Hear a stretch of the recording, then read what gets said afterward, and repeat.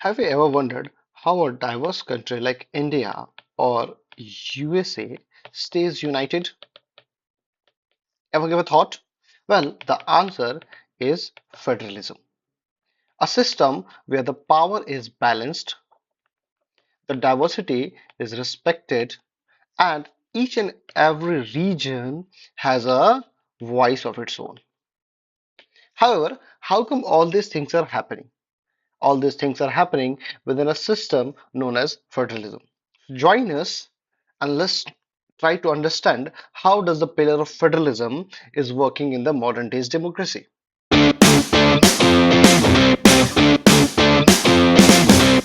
So let's begin with federalism. What is it? Federalism है क्या?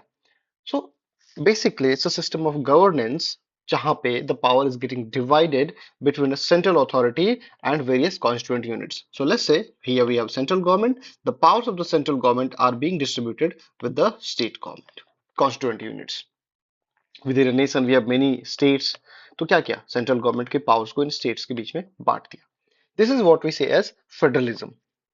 तो जनरली फेडरलिज्म में होता क्या है? There are two levels of government, the central government or the state government or the provincial government, we in general say. The central government is, of course, if you're looking at it at the broader level, तो ये क्या कर रहा है कि national issues को handle कर रहा है, such as defense, foreign policy, currency, monetary policies and all those things. On the other hand, if you talk about the state government, जो कि एक स्मॉलर लेवल पे सिर्फ उसका जो डोमेन है वो उसके स्टेट तक लिमिटेड है, they are discussing day to day matters, those that are very very specific to their region, maybe education, health, local law enforcement and these kind of things. So this is what federalism is. However, हर जितने भी country हैं दुनिया में वो federal हो ये जरूरी तो नहीं है.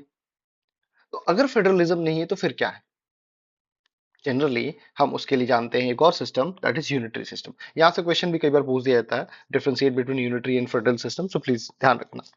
So what happens in a unitary system that there is generally only one level of government, and if even if there is a subunit existing, है ना, they are just a subordinate to the central government. The central government, whenever they wish, they can just take the power, revoke the power. On the other hand, federalism में ऐसा बिल्कुल नहीं होता. The central government do not have the authority to give direct order to the state government. ये possible नहीं है यहाँ पे, है ना. They might suggest them, that is a very different case, but they do not have the direct authority. Each and every level of government have their own powers defined in the constitution, and they are working as per that only. So the domain of the power is actually being defined, be it for the central government or be it for the state government. ये clear cut है यहाँ तक. Now ये क्या features होते हैं federalism के? सबसे पहला चीज तो हमने यही देख लिया कि लेवल ऑफ गवर्नमेंट यूनिटरी नहीं होता, सिंगल नहीं है. यहाँ पे मल्टीपल लेवल ऑफ गवर्नमेंट है ना. दो या उससे ज्यादा हो सकता है. दो तक तो हमें पता है, सेंट्रल गवर्नमेंट और स्टेट गवर्नमेंट. बट उससे ज्यादा अगर चला जाए तो let's say local self government. So when this thing is happening, when the power of the central and state government is being distributed to the lowest level of government, we call it as decentralization. इसे क्या कहते हैं? Decentralization कहते हैं. Okay, then their jurisdictional autonomy. Different level of government are governing the same sets of citizen, but उनके jurisdiction अलग है. Maybe legislation से related, taxation से related, administration से related वो अलग है. For example, if let's say this is an XYZ state, तो इस XYZ state पे उसकी state government का भी rule है. But since this XYZ state is a part of larger domain जो कि एक nation है, तो central government भी rule कर रही है. Both have their own domain, both have their own jurisdiction, and the citizen of this XYZ state are being governed as per that thing only. Okay, then constitution is there for the guarantee. What kind of guarantee is the constitution giving? So actually the power and existence of these states are being guaranteed by the constitution, है ना. Constitution इस चीज को verify कर रहा है in case of India as well, है ना. इज वैलिडेटिंग दिस थिंग कि okay there is this state government, this is the federal system. हमारा quasi federal India के case में we'll discuss that thing as well, and this is what the system and the state government and the central government will have to follow things like that only. Similarly, इससे related ये constitutional protection that there are certain very fundamental things regarding the government. Let's say taxation. So taxation is something जिससे कि पूरे country के ऊपर impact आना है। ये वो चीज है जिससे कि सेंट्रल गवर्नमेंट को भी अपना एक सोर्स ऑफ इनकम है एंड स्टेट गवर्नमेंट्स का भी। तो ये एक बहुत बेसिक एक फाउंडेशन चीज है। तो अगर इसमें मान लो कोई चेंजेस करना है ना, जैसे जीएसटी जब आया था, तो इस चीज को पास करने के लिए सेंट्रल गवर्नमेंट अकेले जो है लॉ नहीं बना सकती है। ऐसे चेंजेस के लिए you need the consent of both central and state government. बिना स्टेट गवर्नमेंट से पास कराए बिना जीएसटी पास नहीं हो सकता था। तो कहीं ना कहीं this is showing a balance of power between the governments. Then we have judiciary as well. Generally supreme court is someone having the power to interpret the constitution। Constitution में जितनी भी चीजें हैं उस चीज को इंटरप्रेट कौन करेगा? सुप्रीम कोर्ट करेगा। Why not the parliament? The reason is very simple, that too selfish, and plus of course the education वाला factor. So the supreme court have the power to interpret the constitution of India. यहां से MCQ question भी बहुत बार पूछा गया है, so please don't miss it. And not only the interpretation of constitution, let's say दो state government के बीच में डिस्प्यूट हो जाए, या फिर सेंट्रल गवर्नमेंट और स्टेट गवर्नमेंट के बीच में डिस्प्यूट हो जाए, तो ऐसे डिस्प्यूट्स को भी सॉल्व करने के लिए who is there? The judiciary is there, the supreme court is there, जो कि ये काम करेगी। प्लस फाइनेंशियल ऑटोनॉमी, हर गवर्नमेंट अपने जो है सोर्सेज ऑफ रेवेन्यू डिफाइन कर सकती है। हाँ, प्रेजेंट टाइम पे अगर आप देखोगे तो जीएसटी के अंदर ही ये चीज हो गया है, सीजीएसटी एंड एसजीएसटी करके है, आपको पता होगा। अगर आपने नहीं ध्यान दिया होगा तो just check out any bill. CGST जो कि सेंट्रल गवर्नमेंट को जा रहा है, एसजीएसटी इज दैट से जो कि स्टेट गवर्नमेंट्स को जा रहा है। ठीक है। So thus doing all these things, the federalism is fulfilling two objectives. Again, यहाँ से भी क्वेश्चन बहुत बार पूछा गया एमसीक्यू में, पीवाईक्यूज में। The federalism is achieving two important goals. First one is maintaining the unity of the country, and second one is accommodating regional diversity. And to achieve all these things, है ना, it is very important that both the governments are sharing power and trusting each other. That's a very important thing. However, क्या जितने भी federation हैं पूरी दुनिया में, क्या वो एक जैसे हैं? नहीं, दो तरह के। One is coming together, another one is holding together. Coming together, इसका एग्जांपल है यूएसए। व्हाट हैपेंड, 13 कॉलोनीज जो आजाद हुई उसके बाद they all came together, they pooled their sovereignty, है ना, while retaining their identity and formed a nation. For example, United States of America, Switzerland, Australia. What happens in coming together कि ऐसे federations में जनरली जितने भी constituent states हैं, all the states, they have equal power and they maintain significant independence from the central government। वहीं holding together जो है ये इंडिया जैसे कंट्रीज के साथ है। यहाँ पे क्या होता है, last countries deciding to divide its power between the central and state governments. तो यहाँ पे सेंट्रल गवर्नमेंट ने अपने पावर को शेयर किया। वहीं कमिंग टुगेदर में क्या था, सारी स्टेट गवर्नमेंट्स एक साथ आए और उन्होंने सेंट्रल गवर्नमेंट को कुछ एक पावर दिया और अपने पास कुछ इंडिपेंडेंस रखा। On the other hand, holding together में central government is distributing its powers with the constituent units. For example, India, Spain, Belgium, इन सब जगहों पे। However, अब हम चेक करते हैं इंडिया के केस में कि इंडिया एक फेडरल कंट्री है या नहीं, है ना। तो इंडिया के फेडरल स्ट्रक्चर को अगर हम देखेंगे तो सबसे पहला चीज तो इंडिया ने बहुत सक्सेसफुली इंडिया के डाइवर्सिटी को मैनेज किया, है ना। लैंग्वेज को लेके प्रॉब्लम्स है, रिलीजन को लेके प्रॉब्लम है, रीजन को लेके प्रॉब्लम है। और ऐसे केसेस में इट वाज वेरी इंपॉर्टेंट कि पावर का जो शेयरिंग हो, पावर का जो अकोमोडेशन हो वो प्रॉपर तरीके से हो। अदरवाइज हमारा भी हाल होता श्रीलंका जैसा, बट नहीं, हम इस चीज में सक्सेसफुल रहे। प्लस हमारा जो foundation, if you look at the foundation, if you look at article 1 of the Indian constitution, it says India, that is Bharat, shall be a union of states। India that is Bharat shall be a union of states. तो India को declare किया गया as a union of states. Although हमारे constitution में ये नहीं कहा गया कि India is a federal country. India generally अगर हम देखेंगे आगे जो चीजें हैं तो उसके हिसाब से India is a quasi federal in nature, है ना। बट स्टिल हम इंडिया को फेडरेशन डिक्लेयर नहीं कर रहे हैं, but despite the first article itself is forcing India to move towards what, the principles of federalism. And that's why हमारा federalism जो है बहुत हद तक सक्सेसफुल भी है। अब इसमें क्या है, हमने क्या किया, सबसे पहला चीज की 3 टीयर सिस्टम ऑफ गवर्नमेंट रखा हुआ है। पहला तो हमारा है ही यूनियन गवर्नमेंट जो कि सेंट्रल गवर्नमेंट की बात करें, state government, and then the third tier जिसमें हमने अर्बन और रूरल दोनों ही कर रखा है, पंचायत एंड म्यूनिसिपैलिटी के बेसिस पे।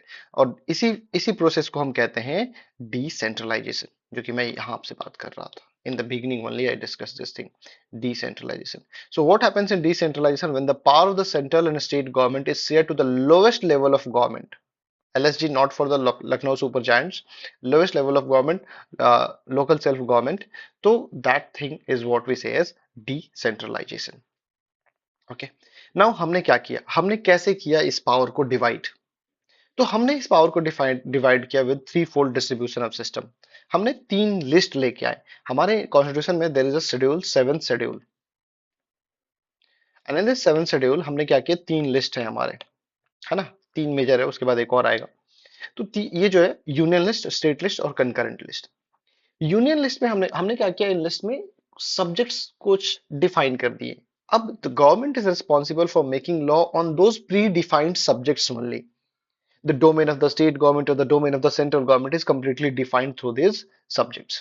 The union list consists of 100 subjects and they all are of national significance.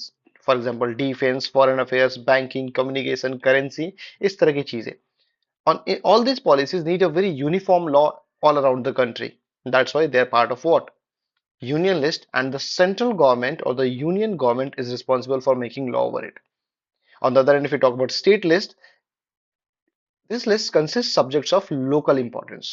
For example, police, trade, commerce, agriculture, irrigation. ठीक है, इस तरह की चीजें. And it consists of 59 subjects at present. ठीक है, and then comes the concurrent list. There are certain subjects that might be of the mutual interest of both union government and the state government. For example जैसे education की हम बात कर रहे थे, education, forest, trade union, marriage, adoption, succession, इस तरह की चीजें क्या है, दोनों ही कॉमनली लॉ बना सकते हैं इस पे। However in case of any conflict, अगर मान लो कॉन्फ्लिक्ट हो गया, स्टेट गवर्नमेंट ने भी लॉ बनाया है और सेंट्रल गवर्नमेंट ने भी लॉ बना रखा है, तो ऐसे केस में अगर कॉन्फ्लिक्ट होता है दोनों के लॉ में, तो सेंट्रल गवर्नमेंट जो लॉ बनाएगी that law will prevail. Okay, that law will prevail. कितने सब्जेक्ट्स हैं? 52 सब्जेक्ट्स आते हैं। Then one more thing is there, residuary power. हुआ क्या, जब हमारा कॉन्स्टिट्यूशन बना, तो हमारे कॉन्स्टिट्यूशन बने तो उसमें हमने बहुत सारे सब्जेक्ट्स डिफाइन कर दिए through state list, union list and concurrent list and this kind of things.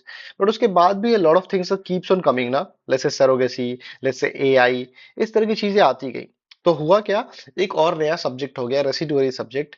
और जितने भी नए सब्जेक्ट्स आए after the formation of constitution, उसे रखा गया इन द रेसिडुअरी सब्जेक्ट्स, और उस पे लॉ बनाने का राइट है सेंट्रल गवर्नमेंट का। ओके, इस सब के अलावा हमने कुछ स्टेट्स हैं उनको स्पेशल प्रोविजन दे रखा है। अगर किसी पास पुरानी वाली एनसीईआरटी होगी तो उसमें जम्मू एंड कश्मीर का भी दिया होगा आर्टिकल 370, बट नई वाली में चीज नहीं है, so you have to ignore that. So the first thing, there are certain states जिनको स्पेशल स्टेटस दिया गया। For example the states like Assam, Nagaland, Arunachal Pradesh, Mizoram, इन सबको article 371, 370 was for Jammu and Kashmir, 371 for is for these reasons, है ना। तो नॉर्थ ईस्ट की जो स्टेट्स है ना, इनको कुछ स्पेशल प्रोविजन दिया गया है। क्यों दिया गया? सो दैट हम क्या करें, इनका जो यूनिक कल्चर है ना, इनका इनका जो ट्रेडिशन है, उस चीज को प्रोटेक्शन प्रोवाइड कर सके। ओके, तो प्रेफरेंशियल ट्रीटमेंट थोड़ी बहुत गवर्नमेंट की तरफ से इन्हें मिलती है। उसके अलावा we have union territories as well. Union territory क्या होता है? Neither they are too big to be an independent state, है ना, और ना ही बहुत छोटे, है ना। तो उस केस में क्या होता है कि मतलब हम क्या करें ऐसे केस में, एक ऐसा एरिया, तो उसको हमने क्या किया, यूनियन टेरिटरी के डोमेन में डाल दिया। ये काफी छोटे स्टेट्स हैं, है ना, तो काफी छोटे एरिया है, तो इसको सेंट्रल गवर्नमेंट के डोमेन में दे दिया गया। However there are certain union territories जिनकी अपनी खुद की स्टेट गवर्नमेंट है, जिनका खुद का लेजिस्लेटिव असेंबली है, not I will say state government. For example Delhi, there is one more state, there is one more union territory, आप मुझे कमेंट में बताओ। ठीक है, तो इनका जो है डायरेक्ट एडमिनिस्ट्रेशन किसके थ्रू होता है? Through the central government. इनकी ऑटोनॉमी काफी लिमिटेड होती है in comparison to a state. Okay, चलो, अब क्या हमारा जो पावर शेयरिंग का जो कॉन्सेप्ट है, क्या ये रिजिड है? Let's check it out. तो देखो, इंडिया में अगर हम देखें तो power sharing is the core of this thing, that the system of government that is happening in the country. ये हमारे सिस्टम का कोर है ना। और ये जो अरेंजमेंट है ना, काफी इज एक्चुअली रिजिड। रिजिड कहने से मतलब है कि इतनी आसानी से ये जो पावर शेयरिंग का कॉन्सेप्ट है, इसको आप छेड़छाड़ नहीं कर सकते हो। अगर आपको कोई भी चेंज लाना होगा तो सेंट्रल गवर्नमेंट में, मतलब कह रहे हैं तो ठीक है, पार्लियामेंट से आपने इस चीज को पास कराया, और पार्लियामेंट से पास कराने के बाद इसको हर स्टेट के स्टेट लेजिस्लेटिव असेंबली से भी पास कराना होगा, कम से कम आधे से एक ज्यादा। तब जाके अगर वो भी अग्री करेंगे, then only you can bring the desired change. और एल्स एटा तो होवे ना, और एल्स इट्स नॉट पॉसिबल कि central government alone can bring those changes. ठीक है। सो ये चीज क्या शो कर रहा है? This thing is showing the rigidity of the Indian constitution in the context of power sharing, कि सेंट्रल गवर्नमेंट चाहे तो भी अपनी मर्जी से बहुत सारे चेंजेस नहीं ला सकती है। ओके। प्लस साथ ही साथ जुडिशियरी का रोल है ना, supreme court and high court are playing a very important role in interpreting the constitution and resolving the dispute between the union government और द स्टेट गवर्नमेंट। ये चीज तो मैंने आपको पहले ही बता दिया, अभी थोड़ी देर पहले। Okay. Then financial autonomy. Financial autonomy भी हमने टैक्सेशन वाली चीज पहले डिस्कस की थी, कि स्टेट गवर्नमेंट्स के पास है ना ये राइट होता है कि दे कैन लेवाई टैक्सेस, है ना, और वो इस तरह से अपने फाइनेंसेस को मेंटेन कर सकते हैं despite that there is GST. जैसे मान लो पेट्रोलियम है, तो पेट्रोलियम को जीएसटी के डोमेन में नहीं रखा गया है, और यही वजह है कि अलग अलग स्टेट्स में आप देखोगे पेट्रोलियम के प्राइसेस जो है वो वेरी करते हैं।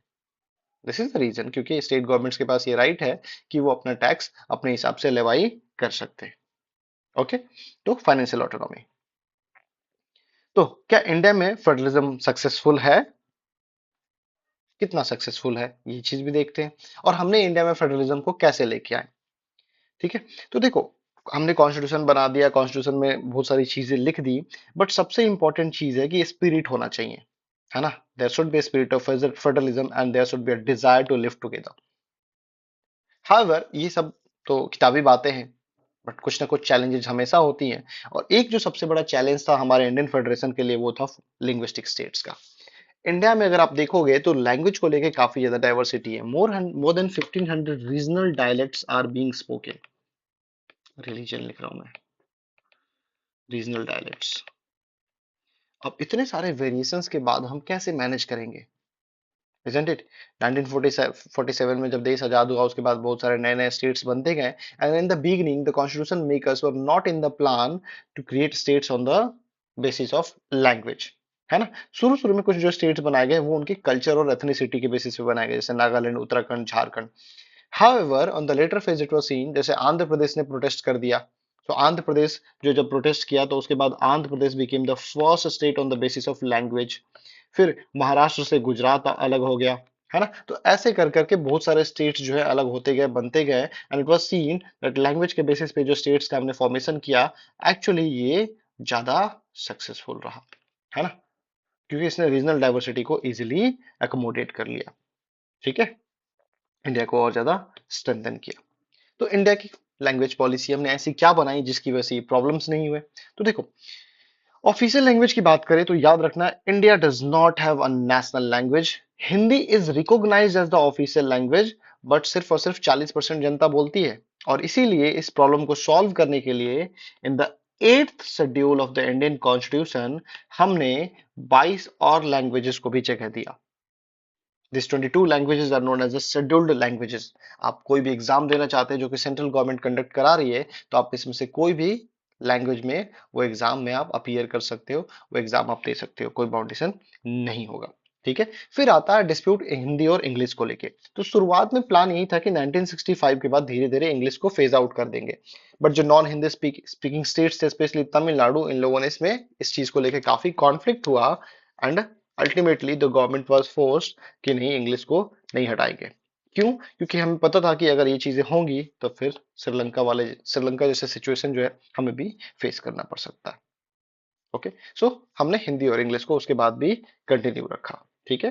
तो हिंदी के साथ साथ हमारा जो ऑफिशियल लैंग्वेज में अगर आप देखोगे तो English is also being used. Okay.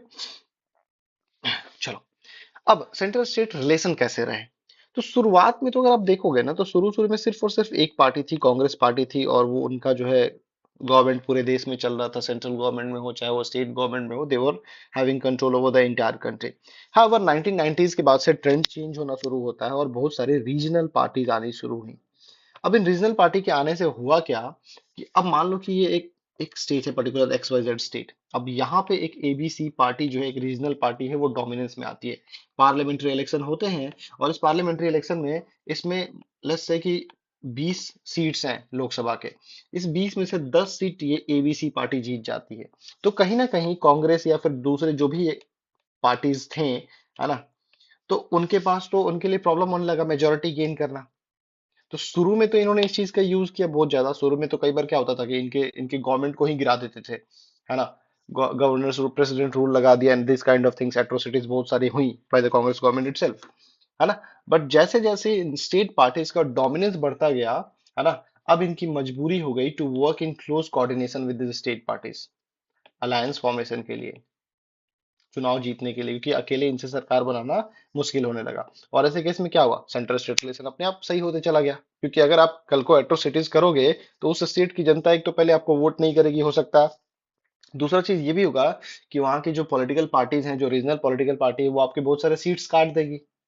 लेकिन अगर आप उनके साथ क्लोज कोऑर्डिनेशन में अगर आप काम कर रहे हो, तो ऐसे केस में बेनिफिट क्या है, ऐसे केस में बेनिफिट ये है कि उनके साथ आपको अलायंस बनाने का ऑप्शन मिल सकता है, इजंट इट। तो वो चीज है। अब देखते हैं इंडिया में डिसेंट्रलाइजेशन का कॉन्सेप्ट, है ना। इतना बड़ा डाइवर्स स्टेट है, इतनी बड़ी पॉपुलेशन है, इतना बड़ा एरिया है, तो ऐसे केस में हम कैसे मैनेज करते सिर्फ और सिर्फ दो लेवल ऑफ गवर्नमेंट से। अब इसीलिए हमने एक और तीसरा लेवल ऑफ गवर्नमेंट ऐड किया, लोकल सेल्फ गवर्नमेंट। सबसे पहले तो ये राजस्थान में हुआ था एज एन एक्सपेरिमेंट। हाउएवर वो एक्सपेरिमेंट था, उसके बाद बहुत लंबे समय तक जो है उस पर बहुत कुछ खास काम हुआ नहीं था इंडिया में, ठीक है। तो क्या ऐसा जरूरत पड़ा, तो देखो इंडिया जो है ना, बहुत सारे ऐसे स्टेट्स हैं जो कि यूरोप के बराबर पड़ जाते हैं। जैसे उत्तर प्रदेश की पॉपुलेशन जो है रसिया के बराबर है, महाराष्ट्र की पॉपुलेशन जर्मनी के बराबर है। अब सोचो, रसिया और जर्मनी जैसे देश है ना, जहां पे उनके खुद के अपने डिसेंट्रलाइजेशन वाले सिस्टम अगर हो, तो और उतना पॉपुलेशन तो हम एक स्टेट में लेके बैठे हुए हैं, ऐसे केस में कैसे पॉसिबल है कि सिर्फ और सिर्फ दो लेवल ऑफ गवर्नमेंट सारी चीजों को मैनेज कर दे। नहीं, पॉसिबल नहीं है। इसलिए हमें रिक्वायरमेंट महसूस हुआ तीसरे लेवल ऑफ गवर्नमेंट का, जो कि लोकल लेवल पे जनता के साथ मिलकर काम करे और सारे प्रॉब्लम्स को निकाल के लेके आए। And that was the reason local self government was established, ठीक है। क्यों भाई, क्या है इंपॉर्टेंस, तो इंपॉर्टेंस इसका ये है कि ये जो है डायरेक्टली पार्टिसिपेट कर रहा है डिसीजन मेकिंग में। जनता, लोकल सेल्फ गवर्नमेंट, जनता को जनता को एक मौका मिला to participate directly in decision making process, क्योंकि इनमें से ही कोई लोग जो हैं वो चुनाव में पार्टिसिपेट कर रहे हैं और फंक्शन कर रहे हैं। ये पूरी की पूरी गांव की जो ग्राम सभा है वही जो है साथ में बैठ के बजट पास कर रही है। तो हो क्या रहा है कि जनता का रोल जो है काफी इफेक्टिवली बढ़ रहा है। प्लस लोकल लेवल पे क्या प्रॉब्लम्स है वो लोकल लोगों को ज्यादा पता होगा ना, in comparison to a member of parliament और मेंबर ऑफ लेजिस्लेटिव असेंबली। इसलिए भी इन्होंने इस चीज को प्रमोट किया। प्लस लोकल सेल्फ गवर्नमेंट का एक और चीज कि डेमोक्रेटिक पार्टिसिपेशन, लोगों का जो पार्टिसिपेशन है डेमोक्रेसी में, democracy is all about the participation of people, वो बढ़ने लगा। इवन टुडे पंचायती राज वाले जो इलेक्शंस होते हैं बच्चा, तो वहां पे people are participating at a very large scale. गांव जो है दो दो पार्ट में बट जाता है, आपस में they are making factions and they are working and number of things are happening, isn't it. तो वो चीज भी होने लगती है। तो लोकल सेल्फ गवर्नमेंट इस वजह से क्या हुआ कि और ज्यादा स्ट्रांग होते गया, गवर्नेंस के अंदर उनका रोल बढ़ते चला गया। लेकिन ये सब चीजें हो रही थी, लेकिन गवर्नमेंट के एंड से क्या कंट्रीब्यूशन था, गवर्नमेंट के एंड से कंट्रीब्यूशन दिलाना जरूरी था, रिकॉग्निशन मिलना वाज इंपॉर्टेंट। क्योंकि बिगनिंग में मैंने आपको बताया ना कि जैसे राजस्थान से स्टार्ट हुआ, फिर अलग अलग स्टेट्स में ये चीज की गई, बट बहुत ज्यादा अच्छे तरीके से एफिशिएंट तरीके से काम नहीं कर रहा था, ठीक है। तो हुआ क्या, 1992 में हमारे कॉन्स्टिट्यूशन में अमेंडमेंट होता है, 73rd कॉन्स्टिट्यूशनल अमेंडमेंट। और उसमें इन्होंने काफी सारे चेंजेस लाए लोकल सेल्फ गवर्नमेंट को स्ट्रेंथन करने के लिए। फॉर एग्जांपल, सबसे पहला काम मैंडेटरी इलेक्शन, ये कह दिया कि हर 5 साल पे हम चुनाव आपको कराना होगा। अब चुनाव कराने के लिए क्या करेंगे, कैसे कराएंगे चुनाव, क्या इलेक्शन कमीशन ऑफ इंडिया इतना फुर्सत होगा कि पूरे देश में लोकल लेवल पे चुनाव करा सके, नहीं। तो इस चीज को सॉर्ट करने के लिए उन्होंने बोला कि ये जो इलेक्शन है इसको कराने के लिए एक इंडिपेंडेंट अलग से बॉडी बनाते हैं, स्टेट इलेक्शन कमीशन। अगेन ये बोर्ड में पूछा गया क्वेश्चन है। So state election commission was established to conduct elections. Plus seats को रिजर्व किया गया, एससी, एसटी, ओबीसी इनके लिए तो किया ही गया। Plus 1/3 of the seats were reserve for women, mandatory कर दिया 1/3 सीट्स का reservation for women. And then the state governments were directed कि आप अपने रेवेन्यू का कुछ हिस्सा जो है लोकल सेल्फ गवर्नमेंट को भी दोगे। प्लस लोकल सेल्फ गवर्नमेंट के डोमेन में भी दिया गया कि वो सर्टेन टैक्सेशन कलेक्ट कर सकते हैं, जैसे कि होल्डिंग टैक्स, पानी के ऊपर टैक्स, इस तरह की चीजें जो है वो टैक्स कलेक्ट कर सकते हैं ताकि थोड़ी बहुत फाइनेंशियल ऑटोनॉमी जो है वो बनी रहे। तो all this kind of things वो बीइंग डन। फिर इसमें क्या हुआ, हमने बनाया दो बॉडी, एक बना रूरल लोकल गवर्नमेंट और एक बना urban local government. Rural local government की बात करें तो ये हो गया हमारा पंचायती राज इन जनरल कहते हैं। तो ये गांव के अंदर काम कर रहा है। क्या स्ट्रक्चर है, तो देखो हर गांव में जितने भी जो एडल्ट वोटर्स हैं, जितने भी उस गांव के जितने भी एडल्ट वोटर्स हैं, है ना, they together are known as gram sabha. उस गांव के सारे वोटर्स, है ना। अब ये ग्राम सभा के जो मेंबर है ना, ये लोग वोटिंग करते हैं, एडल्ट मेंबर्स यही वोटिंग करेंगे। अब इनमें से ही कुछ बंदे जो है वो पार्टिसिपेट करेंगे इन द इलेक्शन, है ना। तो अब जो लोग इलेक्शन में पार्टिसिपेट कर रहे हैं, है ना, तो वो लोग क्या कहलाते हैं, चुनाव जीतने के बाद वो कहलाते हैं वार्ड मेंबर या फिर पंच। और इन्हीं पंच लोगों का एक हेड होता है जिसको कहते हैं सरपंच। ठीक है। क्या होता है कि इलेक्टेड मेंबर्स जो होते हैं, पहले जो सिंगल सिंगल हर वार्ड से, जैसे ये मान लो ये एक गांव है, इस गांव को हमने क्या किया कि अलग अलग वार्ड में बांट दिया। ये अलग अलग वार्ड हो गए, हर एक वार्ड से एक रिप्रेजेंटेटिव चूज हो गया, है ना। अब एक रिप्रेजेंटेटिव कहलाते हैं पंच, और इन सबको लीड करने के लिए एक बनेगा सरपंच। ठीक है। अब फिर ये जो ग्राम सभा या फिर ग्राम पंचायत जिसको कहते हैं, ठीक है।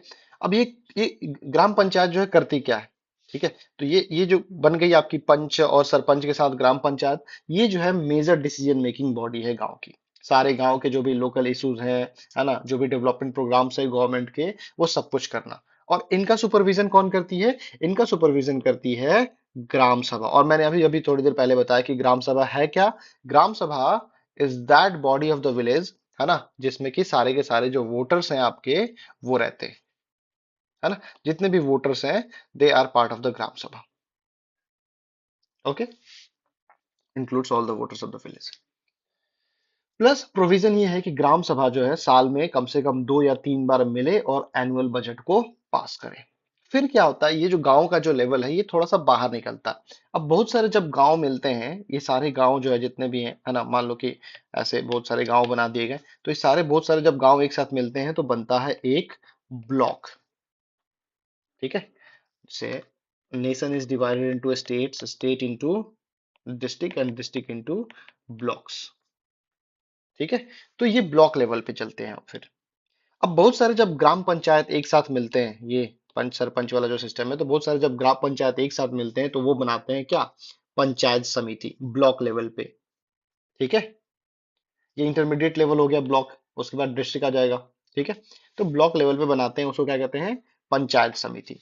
और यही पंचायत समिति जब एक साथ मिलते हैं तो together they are known as what, the zila parishad. District level पे गवर्नमेंट ही चल रहा है। ठीक है। और ज्यादातर लोग जो है उसमें चूज किए जाते हैं, और वो जो है पूरे जिले का पॉलिटिकल हेड बन जाता है, जिला परिषद। यहाँ तक क्लियर है, बहुत सिंपल है, बहुत आसान है। Then the next thing is urban local government.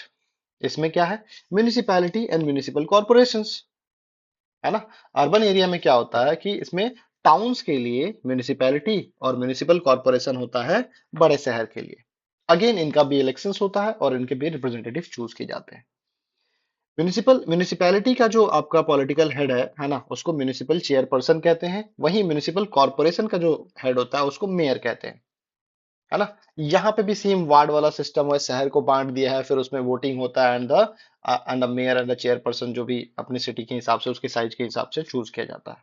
इनका काम क्या, they are responsible for overseeing the administration and development of the urban area, सब कुछ देखते हैं। हाउएवर इतना बढ़िया सिस्टम होने के बाद भी कुछ ना कुछ चैलेंजेस तो होंगे ही, कुछ इम्पैक्ट भी होगा। सही बात है। सबसे पहला इम्पैक्ट तो ये है कि सबसे बड़ा एक्सपेरिमेंट था डेमोक्रेसी में, है ना। Around 3.6 million elected representative across the country are working. अब इस 3.6 मिलियन में 36 लाख लोगों में सोचो 1/3 आर वुमेन। तो वुमेन एम्पावरमेंट भी कितना ज्यादा हुआ। अच्छा, इससे एक और फायदा हुआ कि डेमोक्रेसी की जो रूट्स है वो और डीप हुई, क्योंकि हमने गवर्नेंस को एकदम आम जनता के और करीब कर दिया। एक एमएलए या फिर एमपी से मिलने से ज्यादा आसान होगा आपके गांव के पंच या सरपंच से मिलना और अपनी प्रॉब्लम को सामने रखना, इजंट इट। प्लस रिप्रेजेंटेशन बढ़ा, इस सिस्टम की वजह से क्या हुआ कि जितने भी मार्जिनलाइज सेक्शन ऑफ सोसाइटी के जो लोग थे या फिर वुमेन थी उनका रिप्रेजेंटेशन बढ़ा। अगर मैं कहूँ 3.6 मिलियन 36 लाख, इसका 1/3 कर दूं तो 12 लाख महिलाएं जो है आज वो अपने अपने अपने पोजीशंस पे काम कर रही है। थोड़ा बहुत चैलेंजिंग है उसमें, ये फैक्ट है कि कई बार their husbands or the sons are taking using that power. However, despite all these things, कहीं ना कहीं अपलिफ्टमेंट में बहुत फायदा मिला है ना। उसके साथ कुछ चैलेंजेस और भी हैं, जैसे कि ग्राम सभा का मीटिंग जो है वो रेगुलर नहीं होता। हमने अभी देखा ना, यहाँ पे मैं बता रहा था कि ग्राम सभा का मीटिंग होना चाहिए साल में 2 या 3 बार, ताकि एनुअल बजट पास होके। तो जो है मीटिंग प्रॉपर तरीके से नहीं हो पाता। कई बार जो है फंड का ट्रांसफर जो है प्रॉपर तरीके से नहीं हो पाता है, ट्रांसफर ऑफ पावर जो है अलग अलग स्टेट्स में अलग अलग है। But despite all this challenges, this is fact कि डिसेंट्रलाइजेशन ने, है ना, इंडिया के गवर्नेंस को और ज्यादा डीप और स्ट्रांग किया है ना। और इस वजह से local self government, Mahatma Gandhi का जो स्वराज का जो सपना था वो और तेज आगे बढ़ता गया। तो this is all about this chapter, है ना। I hope there is no any question. आपको ये पीडीएफ चाहिए तो टेलीग्राम लिंक दिया हुआ है, पिन किया हुआ है, आप वहां से मैसेज कर सकते हो। The PDF will be paid. Thank you very much, bye bye.